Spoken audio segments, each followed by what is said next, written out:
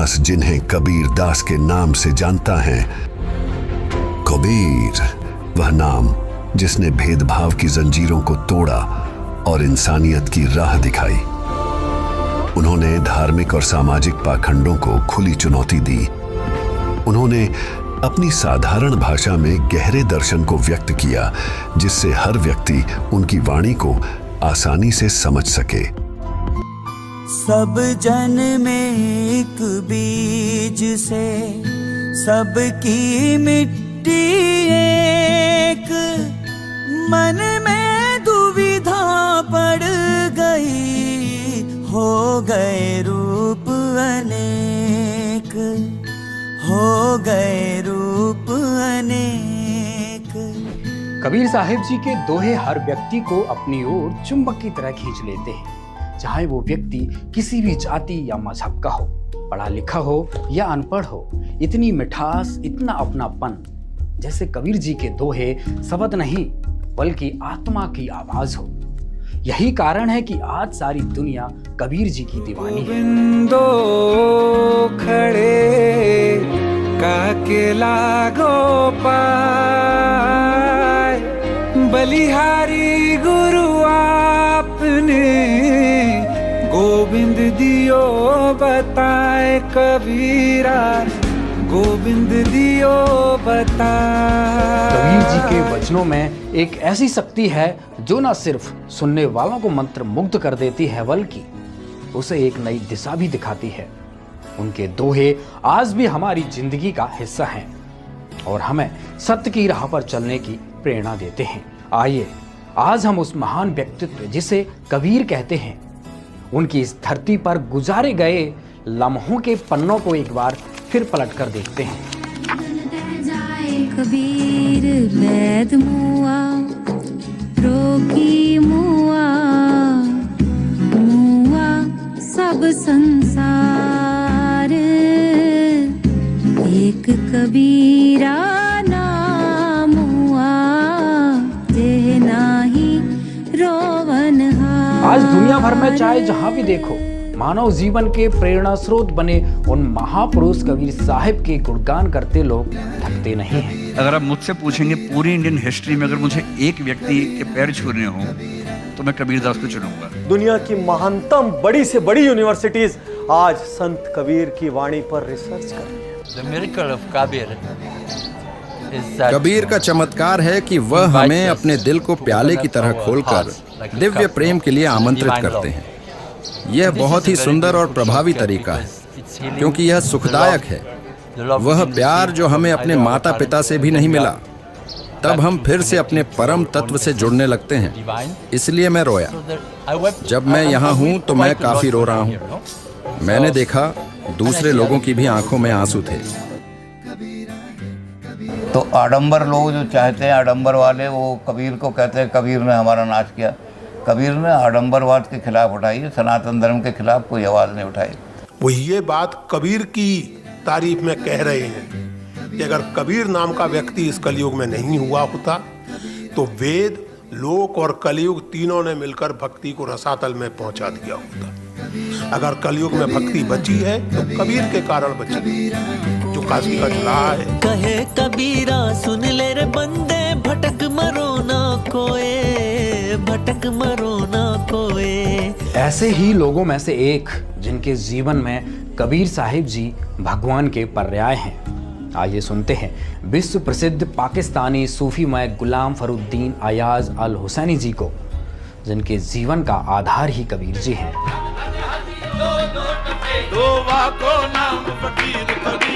कबीर कहाँ से आए थे, किस इलाके से आए थे, ये मालूम है आपको? कबीर को बहुत गहराई से मैंने पढ़ा है, और मैंने न सिर्फ पढ़ा है बल्कि मैं कबीर से मिला हूँ, मैंने कबीर को देखा है, मैं कबीर को जानता हूँ। कबीर मेरा मजमून है, कबीर मेरा टॉपिक है, तो मैं कबीर के ऊपर कोई बार्गेनिंग करने को तैयार नहीं हूँ। कबीर जो हैं सिर्फ वाहिद हैं कि जो नंगी शमशीर है।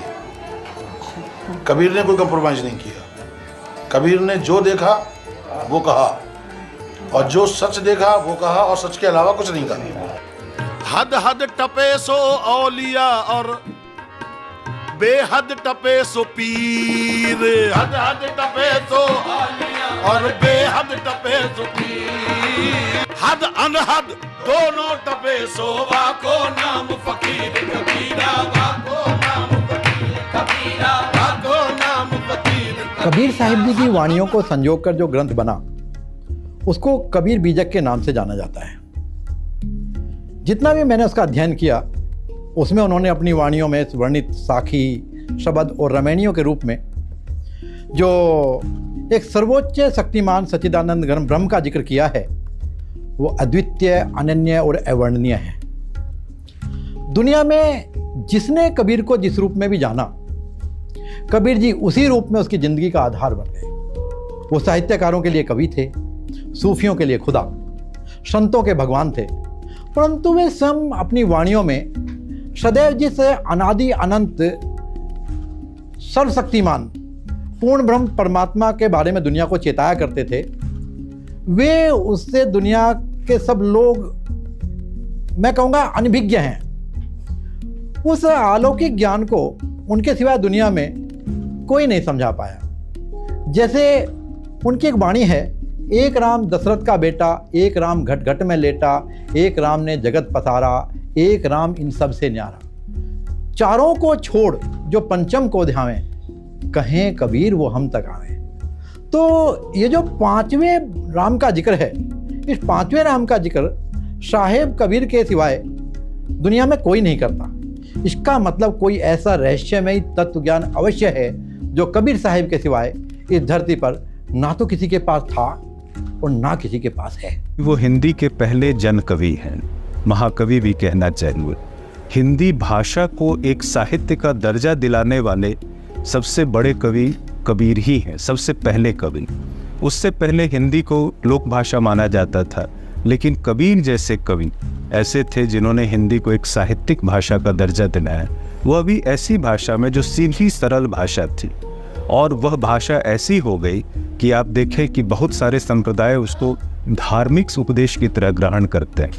यहाँ तक कि गुरु ग्रंथ साहब जैसी कृति में भी सबसे ज़्यादा कबीर की वाणी। कबीर मेरी सिमरनी रसना ऊपर रामा, आद जुगादी सगल भगत ताको सुख विश्रामा।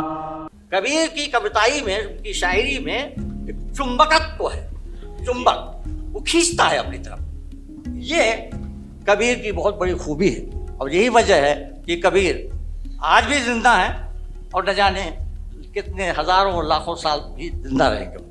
आज हम चाहे दुनिया के किसी भी कोने में चले जाएं, कबीर साहिब जी और उनके द्वारा उस सर्वोच्च शक्तिमान परमात्मा के बारे में बताए गए ज्ञान की सुगंध दुनिया के हर कोने में बिखरी पड़ी है, और उससे कोई भी अपने आप को अछूता नहीं रख पाता। आइए सुनते हैं अमेरिका के प्रसिद्ध आध्यात्मिक विचारक और कवि रिचर्ड एगनबर्गर जी को। कबीर जी 15वीं सदी के एक बहुत सम्मानित भारतीय रहस्यवादी कवि और संत थे, जिनकी वाणियों ने हिंदू, मुसलमान और सिखों सहित सभी धर्मों के लोगों को प्रेरित किया। उनके बहुत सारे दोहे सिखों के पवित्र गुरु ग्रंथ साहिब में शामिल हैं। हालांकि उनके जन्म के बारे में विवरण अस्पष्ट है। ये तो पता है कि उनका पालन पोषण एक मुस्लिम परिवार में हुआ था, और बाद में वे हिंदू गुरु रामानंद के संपर्क में आए। एक स्वतंत्र विचारक की तरह उन्होंने हिंदू और इस्लाम दोनों के अनुयायियों द्वारा किए जाने वाले व्यर्थ और अर्थहीन अनुष्ठानों पर सवाल उठाया और समझाया कि सच्चा परमात्मा केवल उसी व्यक्ति के साथ है जो धर्म के मार्ग पर है, और वह पृथ्वी पर सभी प्राणियों को अपना ही समझते हैं। दुनिया के सभी बड़े बड़े साहित्यकार, इतिहासकार कबीर जी को भक्ति काल के सबसे प्रसिद्ध कवि के रूप में मानते हैं, संत शिरोमणि मानते हैं। यहाँ तक कि जब कबीर साहिब जी धरती पर आए थे, उस कालखंड को ही भक्ति युग के नाम से जाना जाता है। सभी साहित्यकार उनकी रचनाओं को भी अलौकिक मानते हैं और कबीर जी को सबसे महान मानते हैं। हालांकि उनके नाम का अर्थ ही होता है सर्वश्रेष्ठ, सबसे महान, सबसे सुंदर, सबसे ऊपर, जैसा कोई ना हुआ न होगा। सबसे बड़ी अहमियत तो मैं यह देखूंगा जो उस पूरे भक्ति आंदोलन की अहमियत है कि उन्होंने संन्यास पंथ का विरोध किया।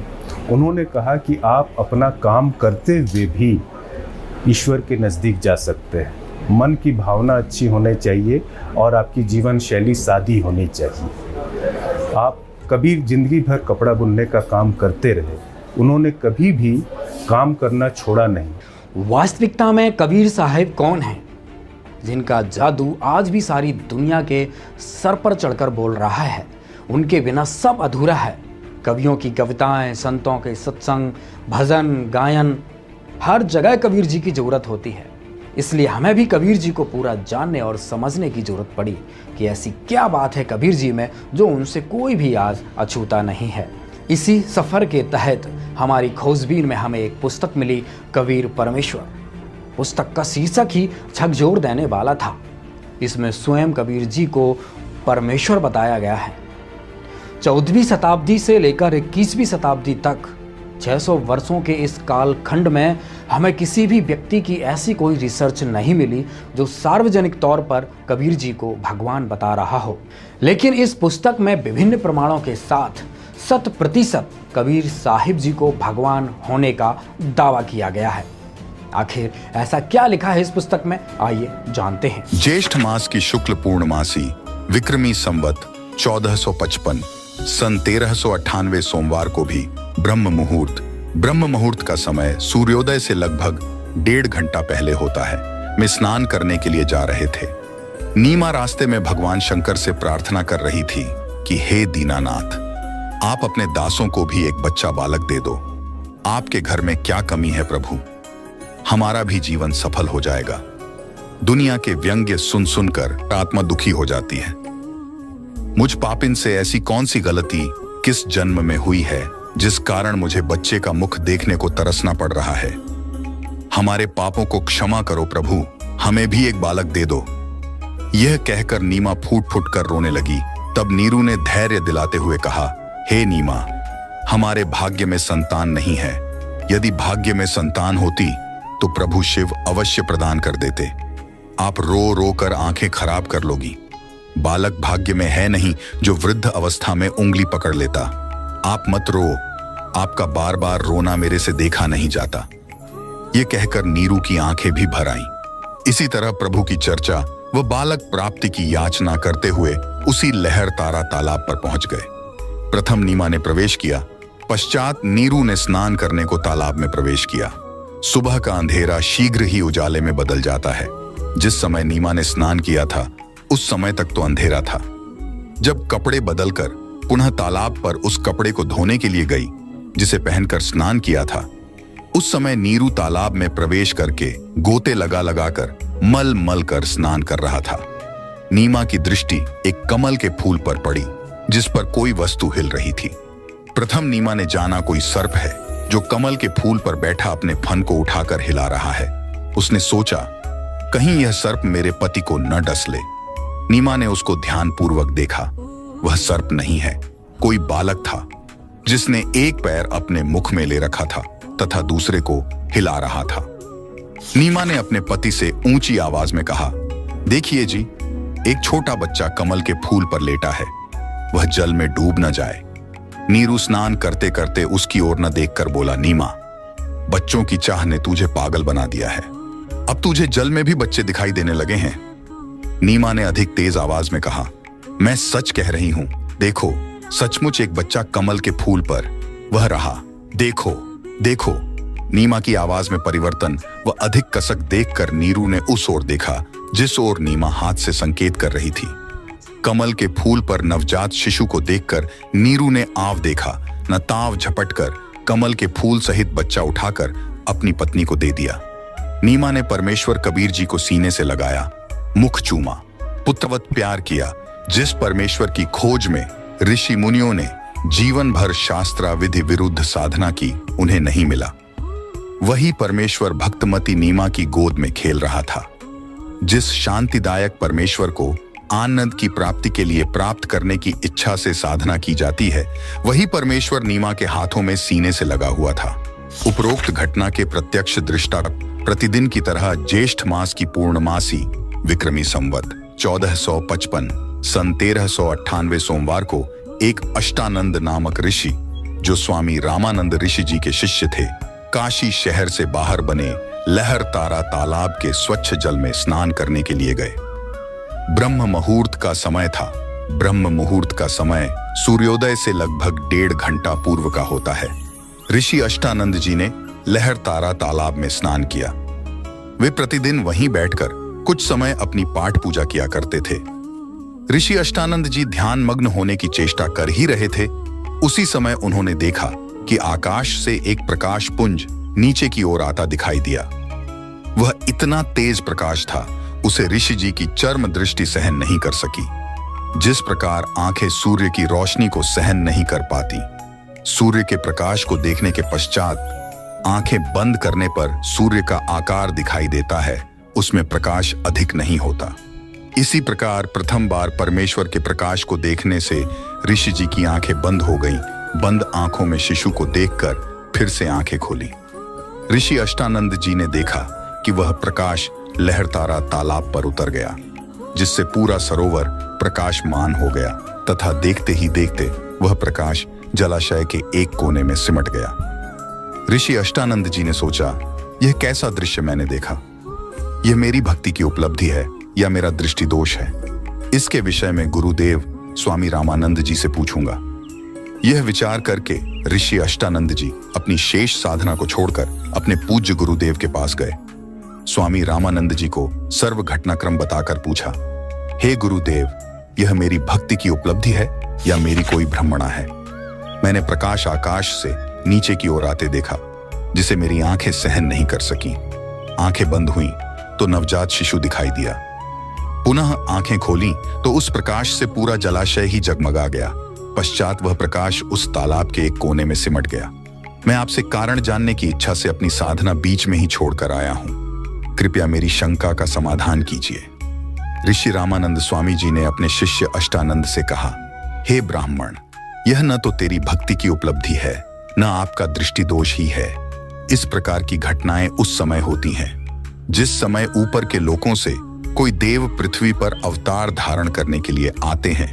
वह किसी स्त्री के गर्भ में निवास करता है, फिर बालक रूप धारण करके नर लीला करके अपना अपेक्षित कार्य पूर्ण करता है। कोई देव ऊपर के लोकों से आया है, वह काशी नगर में किसी के घर जन्म लेकर अपना प्रारब्ध पूरा करेगा। उपरोक्त वचनों द्वारा ऋषि रामानंद स्वामी जी ने अपने शिष्य अष्टानंद की शंका का समाधान किया।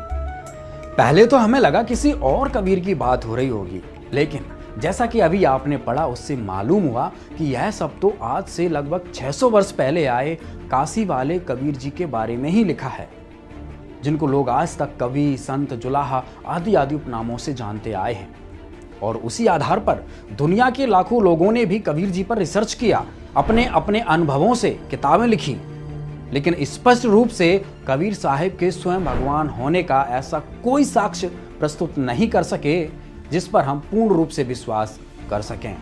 दरअसल इस पुस्तक में कबीर साहिब जी के बारे में जितना भी कुछ लिखा गया है वह मुझे भी आश्चर्यचकित करता है। मैं सोच रहा था कि इस पुस्तक के रचनाकार को कबीर साहिब का पूरा ज्ञान हुआ कैसे, क्योंकि जहां तक मैंने कबीर जी को अध्ययन किया है तो उनके रहस्य को कबीर ही जानते हैं, दूसरा उनका पूर्ण भेद नहीं जानता। कबीर पोथी पढ़ जग मुआ, पंडित भया न कोय, 2.5 अक्षर प्रेम के, पढ़े सुपंडित होए। तो कबीर की नॉलेज आपको यूनिवर्सिटी से नहीं मिल सकती। कबीर की नॉलेज, कबीर की जानकारी आपको यूनिवर्सिटी से, स्कॉलर्स से, प्रोफेसर से नहीं मिल सकती। कबीर के लिए आपको कबीर के पास ही जाना पड़ेगा। इस पुस्तक ने हमारे सोचने और समझने की दिशा ही बदल दी, जिससे हमारे सफरनामे में एक नया मोड़ आ गया। इस पुस्तक में दिए गए प्रमाणों की प्रासंगिकता को परखने के लिए हमने उत्तर प्रदेश स्थित शहर काशी यानी वाराणसी जाने का निर्णय लिया और हमारी टीम काशी के लिए निकल पड़ी। कबीर को समझना यानी कि भगवान को समझने जैसा है। जहां तक हमारा मानना था कि कबीर को पूरा जानने वाला कबीर ही हो सकता है। शीशु तारे भूय धरे, तापर राखे पाँव, दास कबीरा यूं कहे, कबीर परमेश्वर पुस्तक में दिए गए प्रमाणों की सत्यता को जांचने के लिए काशी पहुंचकर सबसे पहले हम उस स्थान पर पहुंचे जहां कबीर साहिब जी प्रकट हुए थे। ये वही लहर तारा तालाब है जहां कबीर साहिब सन 1398 में कमल के फूल पर नीरू और नीमा को मिले थे। ये जो स्थान आप देख रहे हैं ये लहर तारा तालाब का किनारा है, जैसा कि आपको वहाँ पे तालाब में दिखाया था कबीर जी का वहाँ प्रकट हुआ था, और इस किनारे से होते हुए नीरू नीमा कबीर जी को उठाकर लाए थे। और ये हम आपको ले चले जो कबीर साहब के उस समय के प्राचीन मंदिर है जो वीर सिंह बघेल ने बनवाया था। ये जो आप सामने देख रहे हैं ये वीर सिंह बघेल के द्वारा उस समय बनवाया गया था, जहाँ से कबीर साहब जी को नीरू नीमा और ने तालाब से उठा के यहाँ पे कुछ देर रोका था। यहाँ पर ये बोर्ड लिखा हुआ है, इस पे सब कुछ लिखा हुआ है। श्री सदगुरु कबीर प्राकट्य स्थल। यह वही स्थल है जहाँ पर सदगुरु कबीर साहब जेठ पूर्णिमा विक्रम संवत 1455 सन 1398 में उतरे थे। इसी स्थल से नीरू नीमा इन्हें उठाकर नीरू टीला, नरहरपुरा, अब कबीर चौरा, काशी ले गए थे। यह मंदिर अति प्राचीन है। इसे आचार्य श्रुति गोपाल साहेब एवं राजाधिराज वीर सिंह बघेल ने विक्रम संवत 1585 माघ सुदी नमी को बनवाया था, जो आज भी अपने मूल रूप में विद्वान है। इस स्थल का उल्लेख देश विदेश के अनेक विद्वानों ने किया है। इसके उत्तर में कुछ दूरी पर कबीर स्तंभ है, जहाँ पर नीरू नीमा ने विश्राम किया था। उस स्थल का निर्माण उत्तर प्रदेश शासन द्वारा कराया गया है। तो यहाँ पर कबीर साहब का प्राकट्य स्थल है और यहीं पर वो आकर उनके माता पिता लाकर यहीं रहते थे। और ये उस समय का प्राचीन मंदिर है जो उस समय भी विद्वान थे। यहाँ पर आश्रम, उस समय अष्टानंद करके यहाँ एक ऋषि हुआ करते थे जी, वो इसकी आश्रम है। और ये मंदिर वो प्राचीन है। और ये आप देखेंगे पूरा तालाब है, ये लहरताल, ये गंगा और वर्णा 80 यानी कि ये और लहरताल के जो तीनों चारों के बीच में जो है वो काशी है। जब लहर गंगा जी अपने पूरे लहर देखते थे बरसात में, तो ये पूरे भरा हुआ स्थल होता था। सर, हमारी किताबों में कबीर साहब जी का जीवन परिचय आता है जिसमें लिखा हुआ है कि कबीर जी का जन्म जो विधवा ब्राह्मणी के गर्भ से हुआ है। इस बारे में आप क्या कहेंगे? ये तो सरासर ये ब्राह्मणों के अपने तरह से बनाया, क्योंकि विधवा ब्राह्मणी क्या होते तो उसकी खानदान सारी चीज पता होता है और वो क्यों छोड़ के जाते उसकी सारी कुल का पता होता, और तब वो नीरू नीमा को नहीं मिलते हैं। और क्योंकि ऐसा मान्यता है कबीर जी को प्रगट स्थल प्रगट है, ऐसा मान्यता है। और उनकी लास्ट में भी वही स्थिति है कि कमल के फूल में मिले, और लास्ट में भी कमल हो गया, जो उनकी डेड बॉडी नहीं मिला जब काशी छोड़कर उन्होंने मगहर अपना। ऐसा मान्यता था कि मगहर में मरने से गधा होते हैं और काशी में मरने से मुक्ति होते हैं। तो कबीर जी ने उन्होंने इस भ्रम को तोड़ने के लिए काशी छोड़कर मगहर गया और उन्होंने अपने शरीर वहीं छोड़े, तो वहाँ भी उनकी डेड बॉडी नहीं मिली, उसकी जगह भी फूल मिले।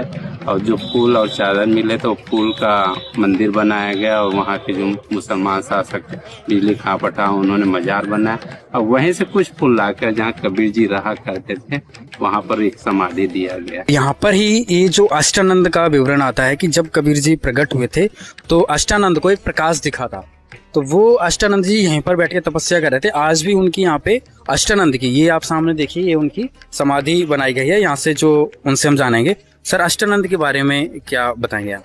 अष्टानंद जी उस समय जो ऐसा मान्यता था कबीर जी को थे, वो उसकी एक तरह संरक्षक थे और वो यहाँ पर बैठते थे, और बाद में उनकी ये समाधि यहाँ पर दिया गया।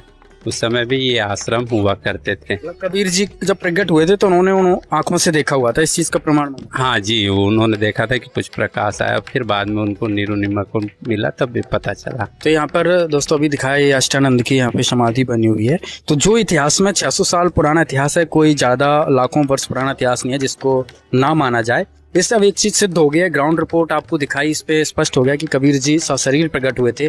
यहाँ के जो लोग हैं इनको मूल जानकारी है कि कबीर जी का किसी भी माता पिता से उनका जन्म नहीं हुआ था, वो सशरीर प्रकट हुए थे। तालाब से किनारे से यहाँ पे नीरू नीमा लेके आए थे, उनकी यादगार में यहाँ पे वीर सिंह बघेल ने यह यादगार बनाई।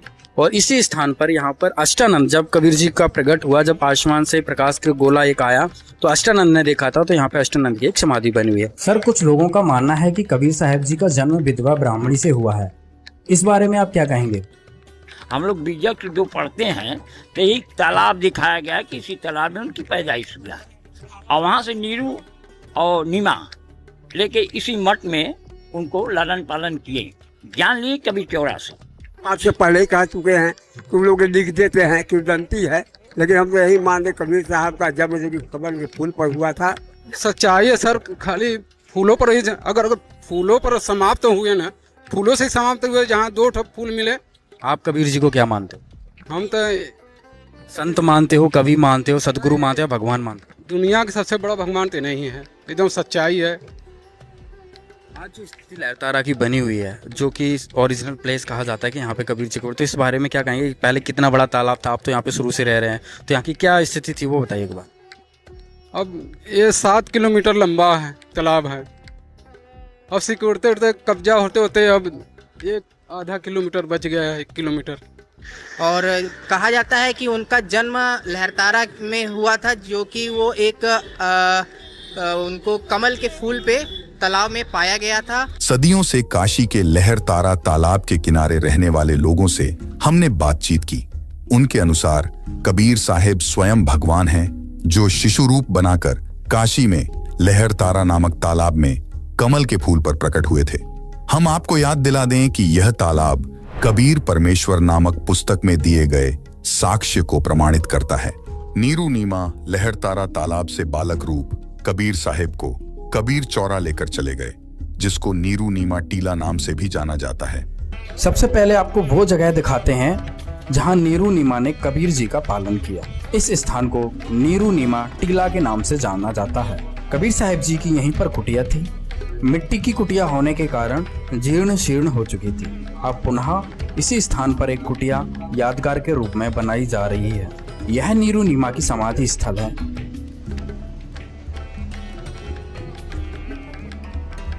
ये कबीर साहिब जी का 600 साल पुराना कुआं है। इसमें अभी भी मीठा जल है। आने जाने वाले लोग यहाँ पर इस कुएं के पानी से अपनी प्यास बुझाते हैं। ये इतिहास की वो यादें हैं जिनको कभी मिटाया या भुलाया नहीं जा सकता। वो सत्पुरुष थे, महापुरुष थे, और ऐसा महापुरुष थे जो कि लोगों को एक सर्जनगी का काम करते थे। कि कबीर जी को हमारे तो भगवान है ही, क्योंकि वो तो एक अच्छे पथदर्शक है। तो मेरे लिए तो भगवान ही। कबीर साहिब जी के अप्रमाणित जन्म की झूठी अवधारणा और कमल के फूल पर प्राकट्य की सत घटना, ये सदा से उलझी इस गुत्थी को सुलझाने की यात्रा में आंखों देखे प्रमाणों की सच्चाई को आधार मानकर इस निष्कर्ष पर पहुंचे कि कबीर साहिब के स्वयं भगवान होने की बात को नकारा नहीं जा सकता। क्योंकि अभी तक के सफरनामे में मिले प्रमाणों से हमने पाया कि कबीर साहिब जी का जन्म नहीं हुआ था, वे कमल के फूल पर प्रकट हुए थे। इस अद्भुत घटना के साक्ष्य हमें मिल चुके हैं, जो हमें उनके दिव्य बालक रूप में प्रकट होने की लीला की पुष्टि करते हैं।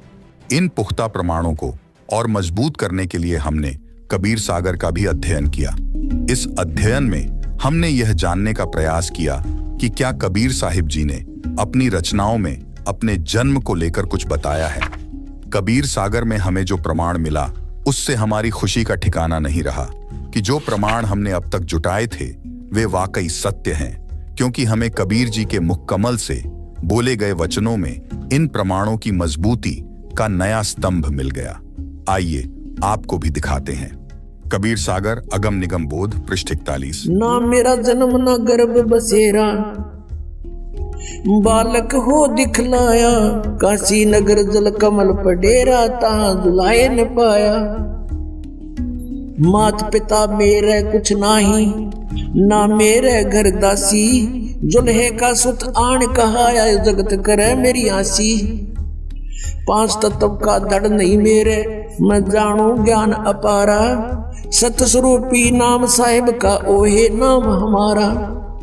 अदर दीप गगन गुफा में तानिज वस्तु सारा, तेरा ज्योत स्वरूपी अलख निरंजन धरता ध्यान हमारा।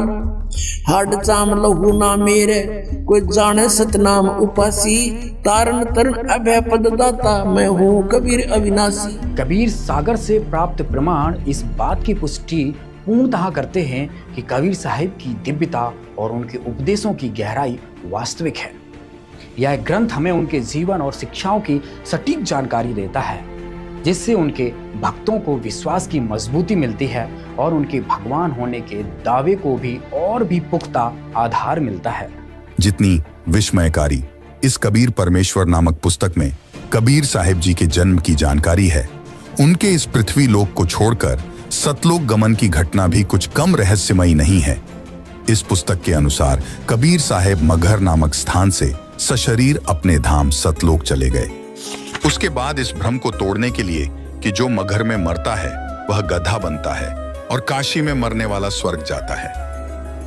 बंदी छोड़ कहते थे कि सही विधि से भक्ति करने वाला प्राणी चाहे वह कहीं पर प्राण त्याग दे, वह अपने सही स्थान पर जाएगा। उन नादानों का भ्रम निवारण करने के लिए कबीर साहिब ने कहा कि मैं मगहर में मरूंगा और सभी ज्योतिषी देख लेना कि मैं कहां जाऊंगा, नरक में जाऊंगा या स्वर्ग से भी ऊपर सतलोक में। कबीर साहिब ने काशी से मगहर के लिए प्रस्थान किया। बीर सिंह बघेला और बिजली खां पठान ये दोनों ही सतगुरु के शिष्य थे। बीर सिंह ने अपनी सेना साथ ले ली कि कबीर साहिब वहां पर अपना शरीर छोड़ेंगे। इस शरीर को लेकर हम काशी में हिंदू रीति से अंतिम संस्कार करेंगे। यदि मुसलमान नहीं मानेंगे तो लड़ाई करके शव को लाएंगे। सेना भी साथ ले ली। अब इतनी बुद्धि है हमारी। हर रोज शिक्षा दिया करते कि हिंदू मुसलमान दो नहीं हैं। अंत में फिर वही बुद्धि। उधर से बिजली खां पठान को पता चला कबीर साहिब यहाँ पर आ रहे हैं। बिजली खां पठान ने सदगुरु तथा सर्व आने वाले भक्तों तथा दर्शकों की खाने तथा पीने की सारी व्यवस्था की और कहा कि सेना तुम भी तैयार कर लो, हम अपने पीर कबीर साहिब का यहाँ पर मुसलमान विधि से अंतिम संस्कार करेंगे। कबीर साहिब के मगहर पहुंचने के बाद बिजली खां ने कहा कि महाराज जी स्नान करो। कबीर साहिब ने कहा कि बहते पानी में स्नान करूंगा।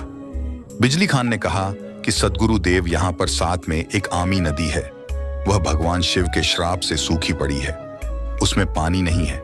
जैसी व्यवस्था दास से हो पाई है पानी का प्रबंध करवाया है, लेकिन संगत बहुत आ गई। नहाने की तो बात बन नहीं पाएगी।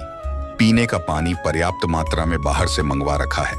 कबीर साहिब ने कहा कि वह नदी देखें कहां पर है। उस नदी पर जाकर साहिब ने हाथ से ऐसे इशारा किया था जैसे यातायात ट्रैफिक का सिपाही रुकी हुई गाड़ियों को जाने का संकेत करता है।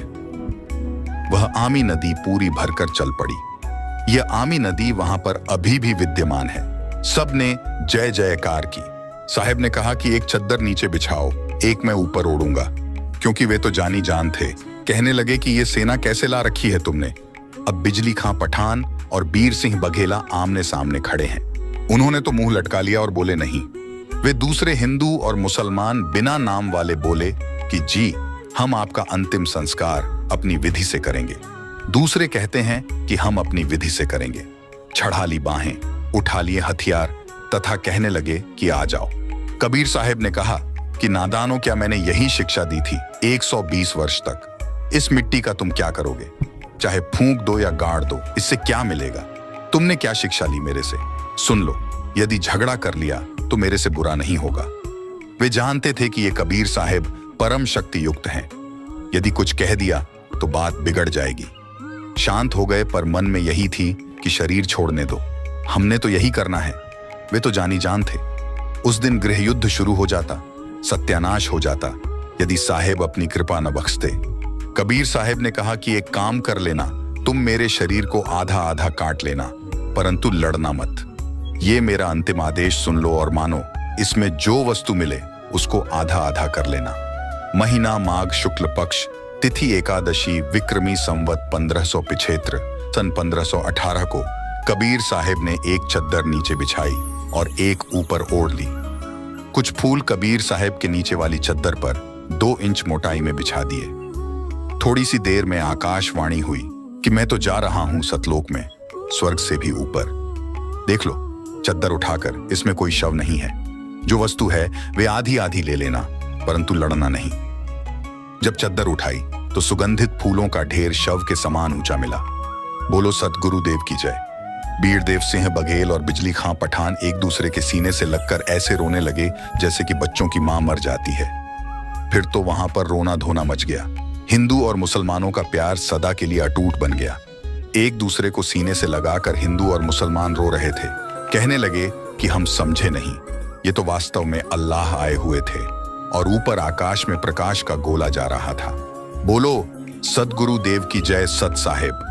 तो वहां मगहर में दोनों धर्मों, हिंदुओं तथा मुसलमानों ने एक एक छद्दर तथा आधे आधे सुगंधित फूल लेकर 100 फुट के अंतर पर एक एक यादगार भिन्न भिन्न बनाई, जो आज भी विद्यमान है, तथा कुछ फूल लाकर काशी में, जहां कबीर साहेब एक चबूतरे चौरा पर बैठकर सत्संग किया करते, वहां काशी चौरा नाम से यादगार बनाई। अब वहां पर बहुत बड़ा आश्रम बना हुआ है। मगहर में दोनों यादगारों के बीच में एक साझा द्वार भी है। आपस में कोई भेदभाव नहीं है। हिंदू और मुसलमान ऐसे रहते हैं कि जैसे सगे भाई रहा करते हैं। उनसे हमने बात की थी तो उन्होंने कहा कि हमारी आज तक धर्म के नाम पर कोई लड़ाई नहीं हुई। वैसे कहा सुनी तो घर के घर में हो जाती है, फिर भी हमारी आपस में धर्म के नाम पर लड़ाई नहीं होती है। बिजली खां पठान ने दोनों यादगारों के नाम 500 बीघा जमीन दी, जिसमें हिंदू तथा मुसलमान अपने प्रबंधक कमेटी बनाकर व्यवस्थित किए हैं। कबीर परमेश्वर नामक पुस्तक में दी गई कबीर साहिब के सशरीर सतलोक जाने की जानकारी के साक्ष्य को प्रमाणित करने के लिए हमारी टीम पुनः उत्तर प्रदेश के संत कबीर नगर जिले में स्थित मगहर नामक स्थान के लिए निकल पड़ी। आइए रूबरू होते हैं मगहर स्थित उस स्थान से जहां अंत समय में कबीर जी का शरीर नहीं मिला था।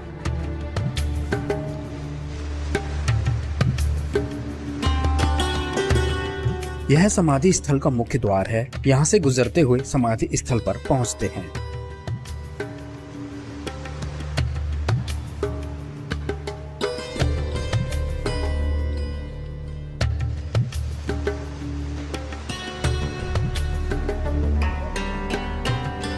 अभी आप देख रहे हैं कबीर समाधि व मजार स्थल। यही वो जगह है जहां से कबीर साहब जी सशरीर सतलोक चले गए थे। उनके शरीर के स्थान पर कुछ फूल मिले थे, जिन्हें मुस्लिम राजा बिजली खान पठान और काशी नरेश वीर सिंह बघेल ने आधे आधे बांटकर राजा बिजली खान पठान ने मजार बनवा दी थी और वीर सिंह बघेल ने मंदिर। ये आप देख रहे हैं मस्जिद, जो कि मुस्लिम राजा ने आधे फूल लेकर कबीर साहब जी की यादगार बनवाई थी। यह कबीर जी की मजार है। इसकी देखरेख यहाँ एक मुस्लिम परिवार पीढ़ियां दर पीढ़ियां करता आ रहा है। अब चलते हैं मंदिर की तरफ। ये आप सामने देख रहे हैं, ये हिंदू राजा के द्वारा बनाई गई कबीर साहब की समाधि है। कबीर साहब जी की यहीं पर कुटिया थी। इसी कुटिया के बाहर हिंदू मुस्लिम हजारों की संख्या में खड़े थे। कबीर जी के शरीर को लेकर अपने अपने धर्म की मान्यताओं के अनुसार उनका अंतिम संस्कार करना चाहते थे। इसी बात को लेकर लड़ने के लिए वो तैयार हो गए थे। कबीर साहब ने फिर दोनों राजाओं को समझाया था। अंत में कबीर साहब ने कहा था, आप लोगों को हमारा शरीर नहीं मिलेगा, जो भी वस्तु मिले उसको आधा आधा कर लेना। कबीर साहब जी इसी स्थान से सशरीर सतलोक चले गए थे। कबीर साहब के आदेश अनुसार दोनों राजाओं ने अपनी अपनी धार्मिक मान्यताओं के अनुसार उन फूलों की समाधि बनवा दी। ये है आमी नदी, जो कि मंदिर और मजार के पीछे से बहती है। ये नदी भी कबीर साहिब के समृद्ध शक्ति का साक्ष्य है, जो कि आज भी मौजूद है। कबीर परमेश्वर नामक पुस्तक में कबीर साहिब जी के बारे में दी गई सभी जानकारियां अक्षरशः सही साबित हुई। यहाँ तक के सफर से अब हम दृढ़ता के साथ कह सकते हैं कि हाँ, कबीर साहिब का न जन्म हुआ न मरण हुआ, वह सशरीर दुनिया में आए थे और हम सबको सत्य ज्ञान देकर सशरीर ही अपने धाम को चले गए। अतः यहाँ यह कहना अतिशयोक्ति नहीं होगा कि कबीर साहिब ही अविनाशी परमात्मा हैं। यदि आज के इस कालखंड में कबीर साहिब जी इस धरती पर मानव रूप में अवतरित होते और 600 वर्ष पूर्व दिए गए ज्ञान को, उस तत्व ज्ञान को दुनिया को बताते, तो उनकी स्थिति आज क्या होती? अगर कबीर आज जीवित होते, सौभाग्य से या संभवतः दुर्भाग्य से, तो अनेक जेलों में सड़ रहे होते, क्योंकि कबीर ने जिस तरह के सवाल उठाए, जिस तरह की गहरी चोट की, वो चोट आज तो किसी भी 10-12 लोगों की भावनाएं आहत हो जाती हैं और पुलिस कार्रवाई शुरू हो जाती है। एक बात और, वे व्यक्ति आज से 600 साल पहले हुए और उनके बारे में यह भी कहा जाता है कि अगर आज वो होते तो ना जाने कितने मुकदमे हो गए होते उन पर। जी, उन्हें कबीर कहते हैं। मैं सोचता हूं कबीर में कितनी ताकत थी।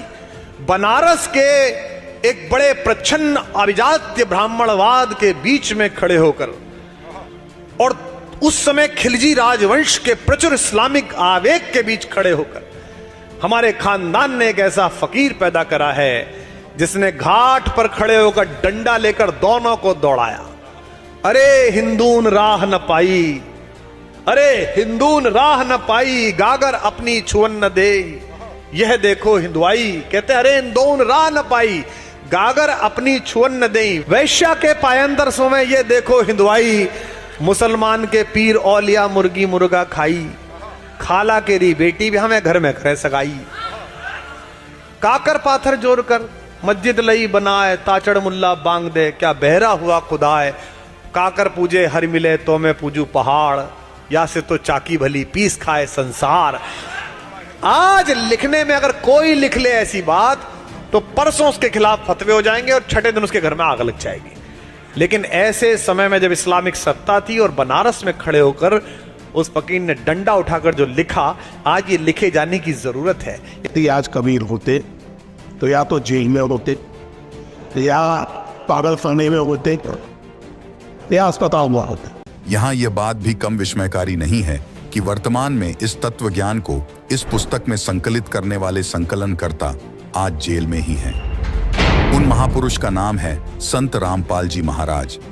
अब इसमें कोई शक की गुंजाइश नहीं रह जाती, क्योंकि कबीर साहिब को पूरा जानने वाला, कबीर मार्ग पर चलने वाला, कबीर की तरह खरी खरी बोलने वाला, वो कोई और नहीं, वो समर्थ कबीर ही है।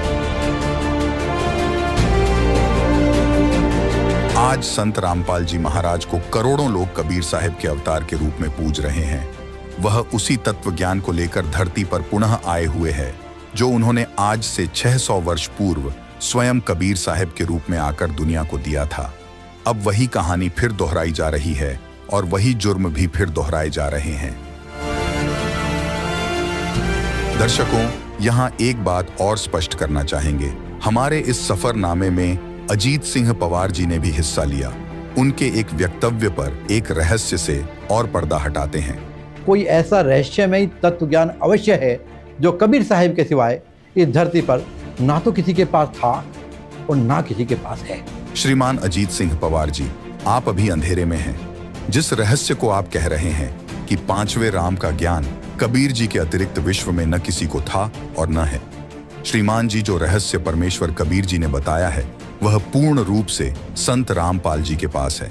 उनकी शिक्षा का अंतिम पड़ाव 5वां राम है, जिसका वर्णन गीता अध्याय 8 श्लोक 3 में, गीता अध्याय 15 श्लोक 17 में, गीता अध्याय 18 श्लोक 62 में है। गीता ज्ञानदाता ने कहा है कि सबका धारण पोषण करने वाला जो परमात्मा कहा जाता है, जो वास्तव में अविनाशी है, वही पुरुषोत्तम है। वह मेरे से अन्य है, उस परमेश्वर की शरण में जा, तब आपको वह सनातन परम धाम यानी सतलोक, अविनाशी लोक प्राप्त हो जाएगा, जिसका वर्णन गीता अध्याय 15 श्लोक 1 से 4 कहा है कि तत्वदर्शी संत से ज्ञान समझकर उसके पश्चात परमात्मा के उस परम पद की खोज करनी चाहिए, जहां जाने के बाद साधक लौटकर संसार में कभी नहीं आता। उसी की भक्ति करो। वह परमात्मा कौन है, ये संत रामपाल जी ने बताया है। उसकी संपूर्ण जानकारी के लिए देखें हमारी विशेष वीडियो, जिसका शीर्षक है सनातनी पूजा के पतन की कहानी, संत रामपाल जी की जुबानी भाग 2, जिसका लिंक इसी वीडियो के डिस्क्रिप्शन बॉक्स में दे दिया है। परमात्मा की खोज के सफरनामे में काशी से मगहर तक के इस ऐतिहासिक सफर से स्वसिद्ध हो गया कि कबीर साहिब जी ही परमात्मा है। इसके साथ एक बात की और आधारशिला मजबूत हुई कि आज वर्तमान में कबीर साहिब जी को परमेश्वर बताने वाले संत रामपाल जी महाराज के अलावा दूसरा कोई है भी नहीं। संत रामपाल जी महाराज आज से नहीं बल्कि 4 दशकों से लगातार इस बात पर दृढ़ता से कायम है कि कबीर ही पूर्ण परमेश्वर है। इसी सफर में आज से कई वर्षों पहले संत रामपाल जी महाराज स्वयं अपने भक्तों के साथ काशी से लेकर मगहर तक उन स्थानों पर गए जिनकी सत्यता से आज आप रूबरू हुए। आइए वो मनोहर पल भी देखते हैं जो कैमरे में कैद हुए थे। कर्म है, आपके जो प्रारब्ध कर्म है वो आपके साथ है, और एक तरफ रखते हुए हैंडपंप लगा हुआ है। गुरु शब्द हैंडपंप है, परमात्मा पानी है। जैसे परमात्मा को सर्वव्यापक कहते हैं, परंतु सर्वव्यापक होते हुए भी हमें कोई लाभ नहीं मिलता जब तक हम संत शरण में नहीं आते। ठीक इसी प्रकार पानी जमीन में है, हैंडपंप बिना वो बाहर नहीं आ सकता। इसलिए बताया कि गुरु गोविंद दोनों खड़े, एक तरफ मटका में पानी रखा, एक तरफ नलका। बताइए इनमें कौन से न आदर दो जिससे भी लाभ मिलता रहा। तो उसने देखा कि नलके से पानी मिला है तो नलका ज्यादा पूजनीय है, पानी का कल खत्म हो जाएगा। इसी प्रकार कहते हैं कबीर हरि के रेत का और गुरु की संग में जा, कबीर गुरु जो रूठ जाता फिर हर नीक रहता है। मटके का पानी जैसा आपका प्रारंभ उसका खत्म हो गया शुभ कर्म, आप फिर गुरु के पास जाइए और वहां से मटका फिर भर लाइए। अगर पानी नलका खराब हो गया तो पानी कौन मिला? गुरु आपके जीवित हो गया, उनके आपके प्रति उनके तो ऐसा आ गया भावना, तो फिर आप इस लाभ से वंचित हो जाओगे जैसे गुरु से पाना था।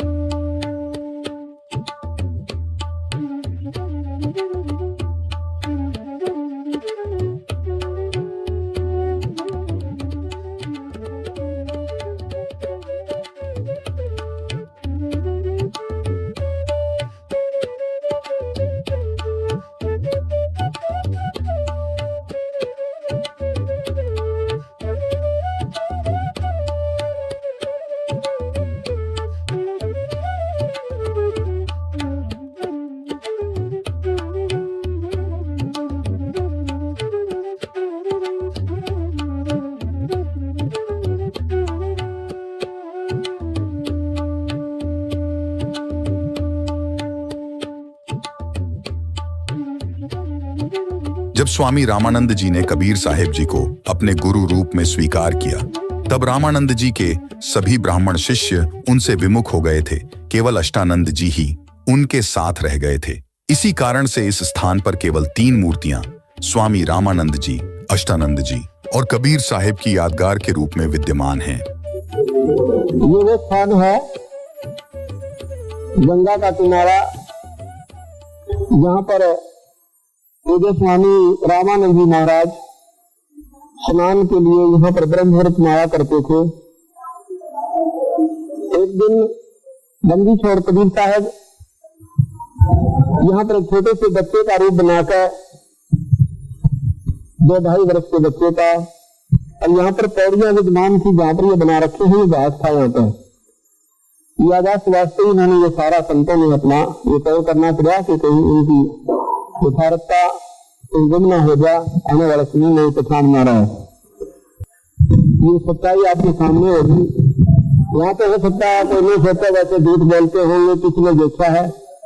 आपकी तुलसी भी तो इस बात को प्रमाणित करती जाएंगी कि हमारे माता पिता, हमारे दादे परदादे गए थे और ये बता के गए थे हम 8 देव का 100 सकते। ये सतगुरु की यथार्थता आगे और हजारों का घर करेगी। जो खोज के बात की आजादी हम देख पाएगा यहाँ पर, फिर अगले गुंजाइश नहीं रहती सच्ची बात को झूठ को उनकी। यही कारण है कि हमारे कबीर पंथ को उगरने दिया लोगों ने। क्यों नहीं उगरने दिया? क्योंकि इनके जो यथार्थ चीजें थी वो स्वीकार नहीं हुई। अब हमारे सामने बंदी छोड़ का पूरा प्रमाण है, जहाँ वो प्रगट हुए, जहाँ उनका लाली पालन और नीलाकरी व देखा है, जहाँ दीक्षाली वो देखी।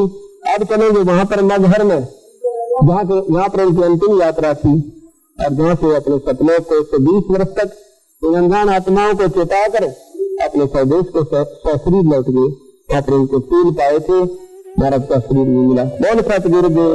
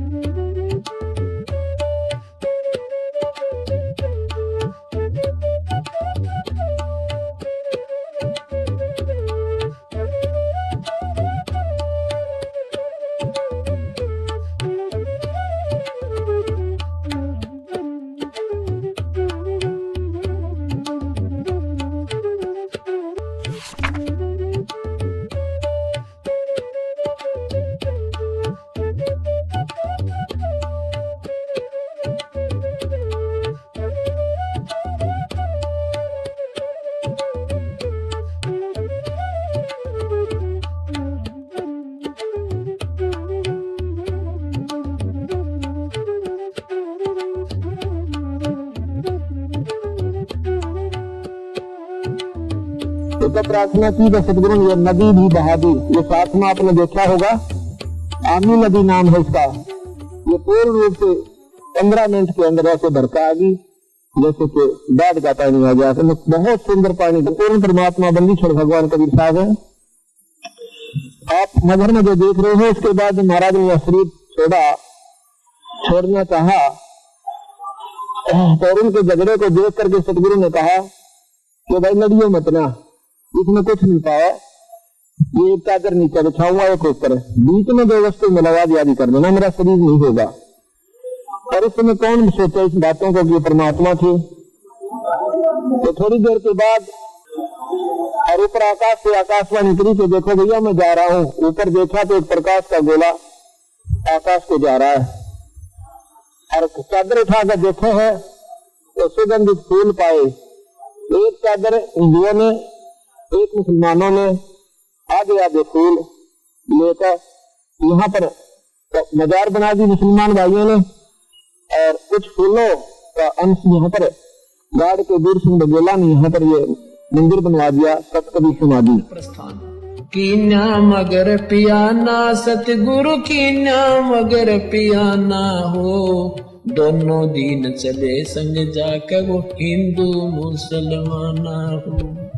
मुक्ति खेत को छाड़ चले हैं तज काशी अस्थाना हो, मुक्ति खेत को छोड़ चले हैं तज काशी अस्थाना हो। साहसिक अंदर कदम लेते हैं, साहसिक अंदर कदम लेते हैं बादशाही सुल्ताना हो। कीन्या मगर दोनों दीन संग चले संग जाके हिंदू मुसलमाना हो, दोनों दीन चले संग जाके हिंदू मुसलमाना हो।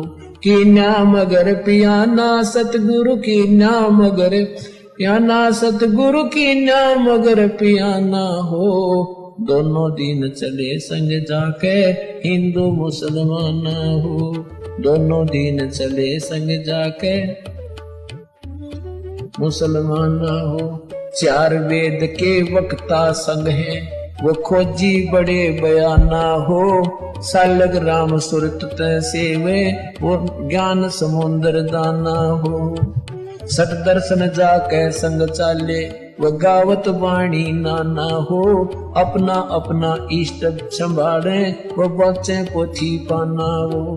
चादर फूल बिछाए सतगुरु जो देख सकल जिहाना हो, चार दाग से रहत जुलती वो अवगत अलख अमाना हो। वीर सिंह बघेला करे बीनती वो बिजली खान पठाना हो, दो चादर बख्शीश करी है दीना यो परवाना हो। नूर नूर नूर निर्गुण पद मेला ये देख बहे हैराना हो, पद लो नीन बहे अविनाशी पाए न पाए पिंड न प्राना हो। शब्द स्वरूप साहेब साहेब सर्वंगी शब्द शब्द समाना हो, दास गरीब कबीर अरस में उसकी फर्क धवज निशाना हो। बंदी छोड़का वो एक प्रमाणित स्थान है कि जहाँ पर दोनों धर्म बड़े प्रेम के साथ आदर के साथ रहते हैं और आपस में सदगुरु के प्रति उनका कोई दुर्भाव नहीं है, उनको सच मानते हैं। जो बातें हमने आपको बताई बोल सतगुरुदेव